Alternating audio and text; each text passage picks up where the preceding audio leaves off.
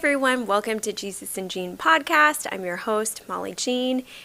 This is a place where we go through the Bible chapter by chapter, discovering who God is through His Word, what His intentions are, what His character is, and how we can serve Him more authentically and wholeheartedly.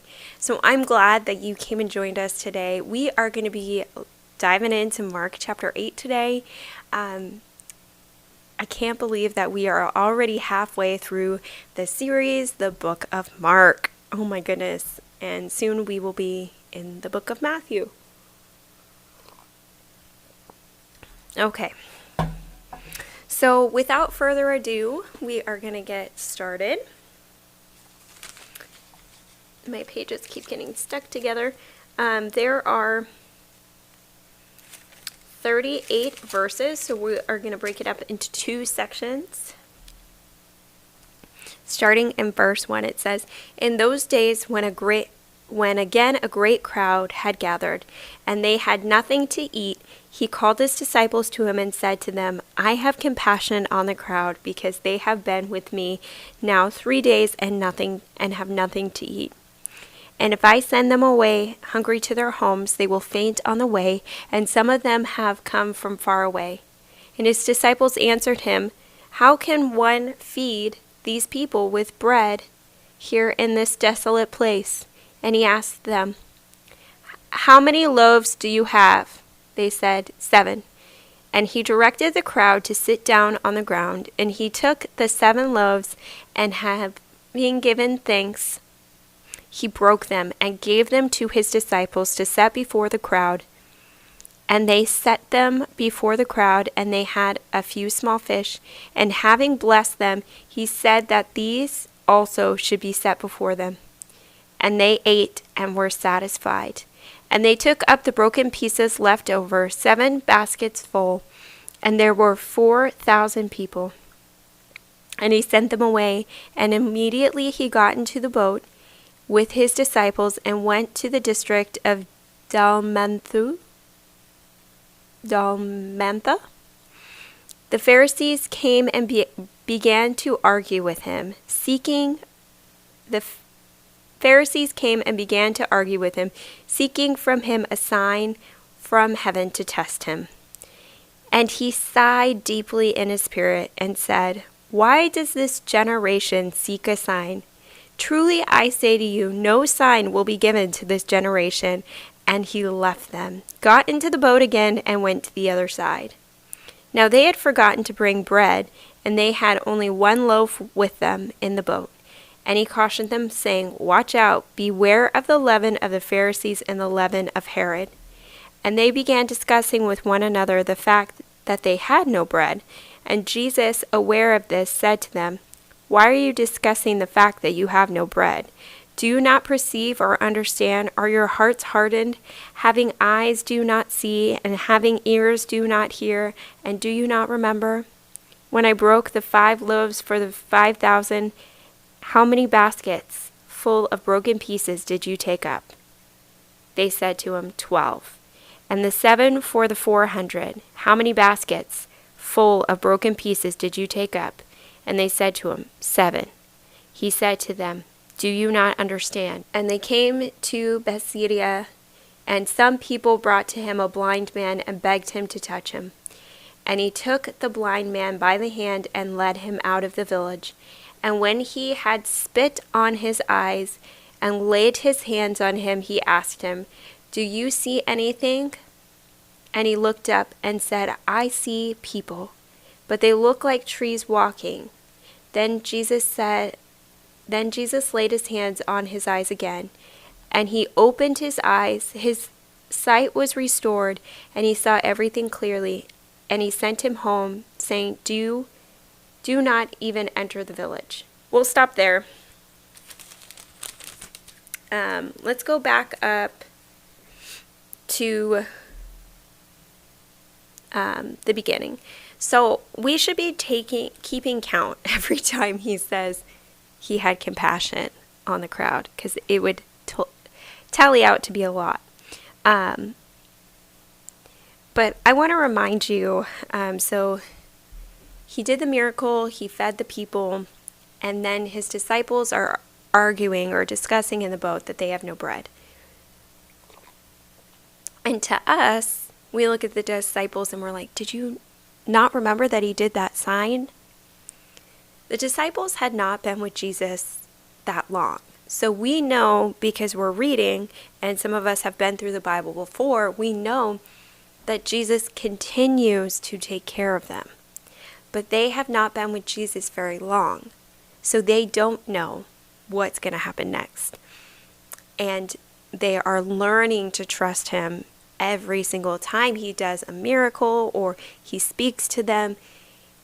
And so are we. We are learning to trust him too, but we aren't actually walking it out for the first time, not knowing what's going to happen next. You know, we don't know. If you're reading through the Bible for the first time, you don't know what's going to happen either, but it's different. It's different. And I want you to remember that, because when we, in our own flesh, in our own two shoes, are having to walk through a really hard time, right? And we don't know what's coming next, but we trust that Jesus is going to provide, that Jesus is going to come through for us. It is like the disciples. The disciples had zero idea what was coming next. They just knew that Jesus was different than every other person, right? So they are beginning to learn to trust him and learning to trust his teachings, learning to trust that he actually is the Messiah, the Lord, the Son of God. But it's a process. It's a process for all of us to get to that point where we know that Jesus is the Son of God. He is the Messiah. He is the Christ. He has come to cleanse us of our sins so that we can live with him forever. But I want you to remember, a lot of the time, we look at the disciples and we're like, how did you not get it? But they were walking it out for the very first time. There weren't teachings like this before them. Does that make sense? Before Jesus came, the Pharisees were the ones giving the messages. And they were giving messages about traditions, about their own traditions, like we saw in the last chapter. So when he says, do you not understand? Do you not see? We kind of, at least I have in the past, looked at him like, wow, you're really boneheads. You don't get it? But that's not a fair assessment, because they probably did remember what he did. But processing it all together to understand the magnificence of who Jesus is and what he is doing, some of them probably didn't even get it fully until after he died and rose again and was standing with them, and then they're like, oh, you know? Because if you think about it, like, for instance, sometimes, like, God will give us a dream, you know, or he will tell us something ahead of time, and we don't know the significance of it until we have walked it out. For instance, in my life, when I was a teenager, God gave me a dream that I had a baby. I had my firstborn child, and I knew it was my firstborn child. And I knew the presence of the Lord was in the room, in the hospital room, but the doctor wasn't there. And there was something wrong with the pregnancy or the delivery, and I knew that the doctor needed to be there, but I wasn't worried because I knew God was with me in the dream, and everything turned out fine. And I didn't really know the significance of that, but I continued to pray, about that dream, that God, that you would be with me, that you would be with my baby when I have a baby. And fast forward to a lot of years later, when I'm in the hospital room having my first child, my daughter, and it was time for my daughter was coming into the world, and there was no doctor in my room. There was no doctor. The doctor was in another room doing a C-section, wasn't going to be done for another half hour. And my daughter was not going to wait another half hour. She was coming. And so I had a resident, so like a medical student, and a midwife in my room.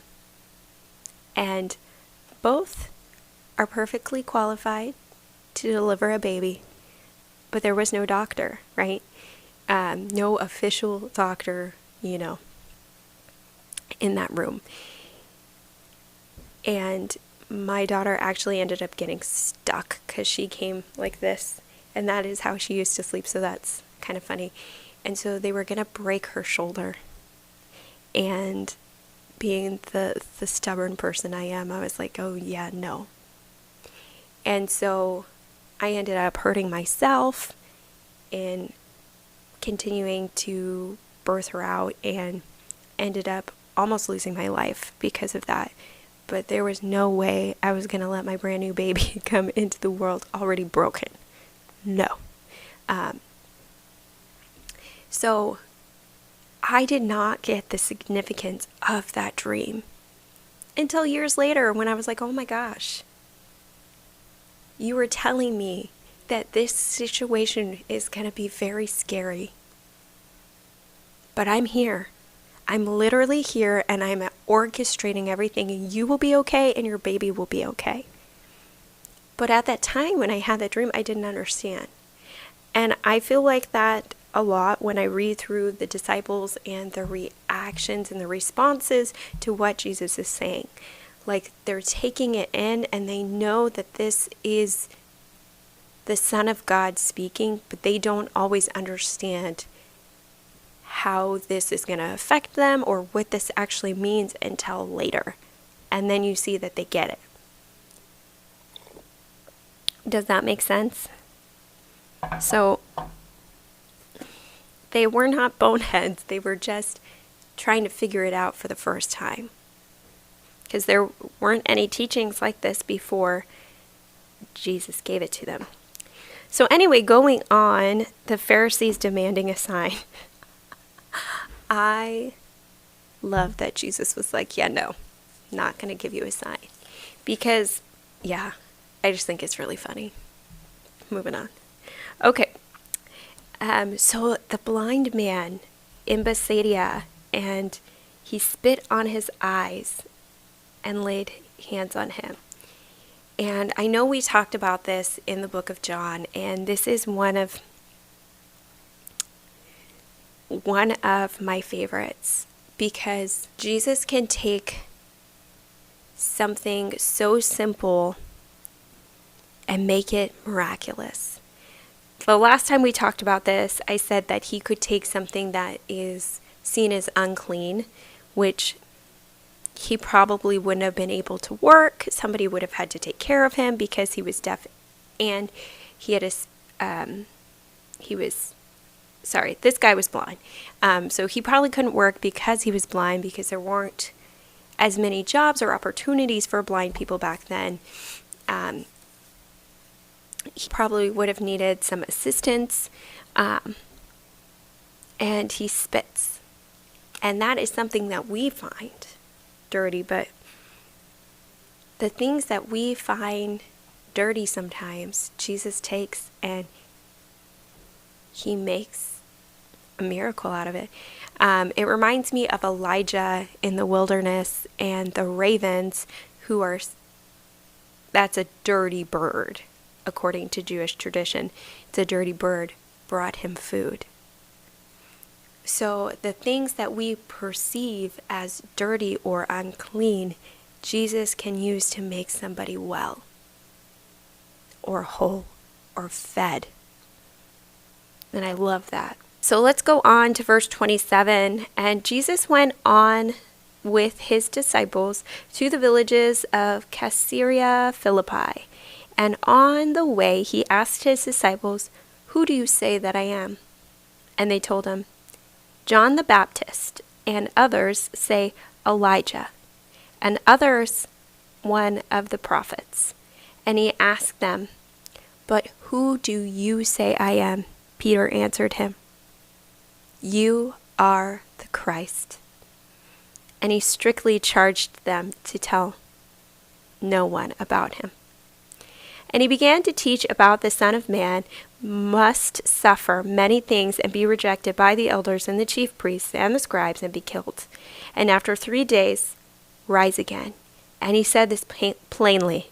And Peter took him aside and began to rebuke him. But turning and seeing his disciples, he rebuked Peter and said, "Get behind me, Satan, for you are not setting your mind on things of God, but on things of man." And calling the crowd to him with his disciples, he said to them, "If anyone would come after me, let him deny himself and take up his cross and follow me. For whoever would save his life will lose it, but whoever loses his life for my sake and the gospel's will save it. For what does it profit a man to gain the whole world and forfeit his soul? For what can a man give in return for his soul? For whoever is ashamed of me and of my words in this adulterous and sinful generation, of him will the Son of Man also be ashamed, and when he comes in the glory of his Father with the holy angels." Did you hear my daughter say, "Mom"? So going back, who do people say I am? So the thing is, it's Peter. Okay, so we talked about this before, that when Peter was ready to fight on behalf of the Lord, right? I think Peter thought that the Lord, because the Jewish people thought that the Messiah would come and reign like a king on this earth, like David. And when he didn't, they were a little confused. And so Peter recognized that Jesus is the Christ. He recognized that very quickly. But then when Jesus told him what he was going to have to do, Peter rebuked him and said no. Right? Because Peter was thinking probably that Jesus was going to be king. But Jesus told him plainly, no. So sometimes when Jesus tells us things, right, or when God tells us things, we have a certain mindset of how it's going to go down. And when it doesn't go down that way, we can get a little bit stuck in our box and say, no, this is not how it's going to go down. And God reminds us that we have set our minds on things of man instead of things of God. Because honestly, when God says something's going down in this way, that's how it's going down. And you got to get on board. And he says, "Get behind me, Satan, for you are not setting your mind on the things of God, but on things of man." And then he says, "For what does it profit a man to gain the whole world and forfeit his soul?" What does it profit a man to gain the whole world and and forfeit his soul? What is the profit of that? And that's kind of what we were talking about in the last episode. We were talking about, do we reflect the world or do we reflect Jesus? And so right here, this is a good time to reflect again. Are we setting our minds and our hearts on things of man, on things of this world, or are we setting our hearts and minds on things that are of God and of Jesus? Are we aligning ourselves with Jesus and what Jesus says is true, Or are we aligning ourselves with what the world says is right and what the world says is true? Yeah, that's all I've got for you today. I hope you guys have a wonderful rest of your day and a good weekend, and happy Friday. See you back here on Monday for Mark chapter 9. This is Jesus and Jean podcast, and I am Molly Jean. Have a good one.